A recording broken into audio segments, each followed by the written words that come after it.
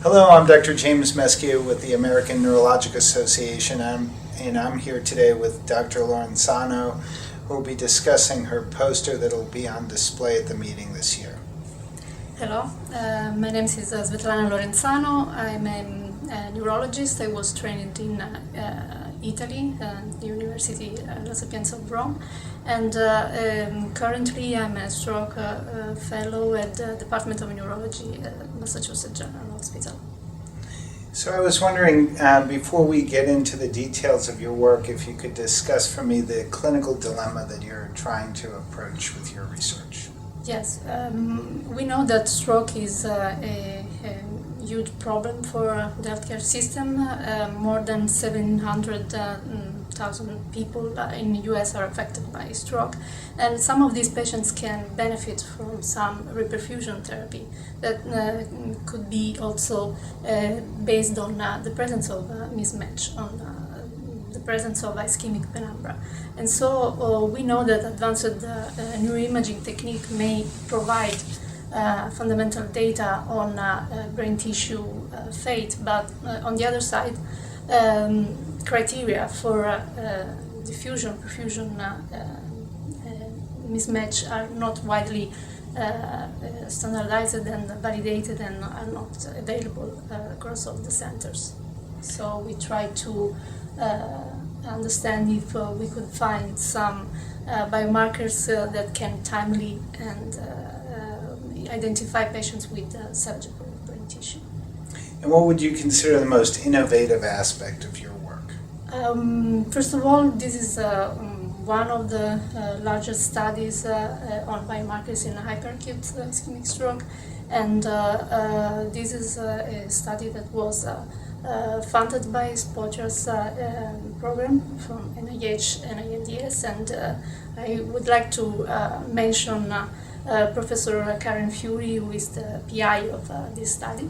And the most important innovation is that, to my knowledge, this is the first study that tried to evaluate whether biomarkers, and particularly oxidative stress biomarkers, can have a role in studying the brain tissue fate, and also it's the first time that we tried to assess whether these biomarkers can predict mismatch in acute ischemic stroke patients. And how did you approach the question of research? What methods did you use? Yeah, we in almost 3 years and a half, we prospectively measured plasma levels of biomarkers in acute ischemic stroke patients presenting within 9 hours of symptom onset in 2 large academic centers here in Boston, at Massachusetts General Hospital and Brigham Women's Hospital.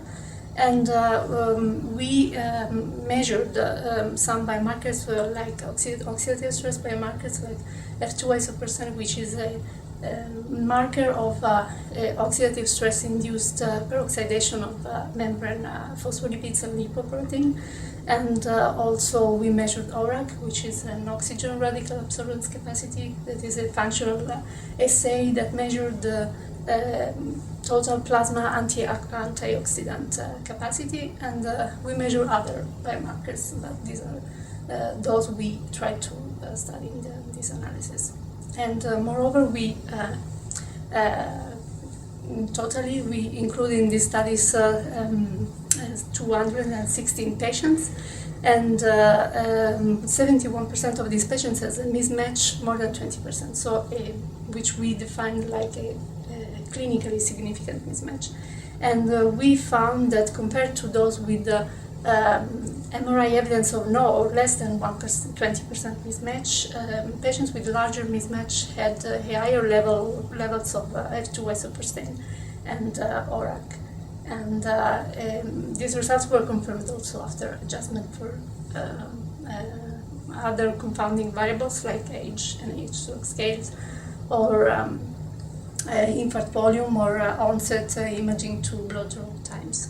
What I found interesting is that we found not only that F2 isopercent, which is a marker of oxidative stress, is increasing in these patients, but also the ORAC, that is the measurement of the antioxidant capacity of the plasma.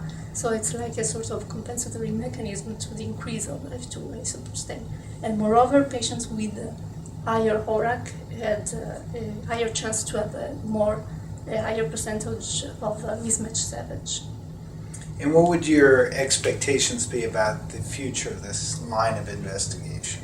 So, short-term expectation would be that to include these biomarkers in trials to show if these could be also markers of responsiveness to certain therapies. And in long terms, probably this could be also a target for novel therapeutic strategies in acute ischemic stroke.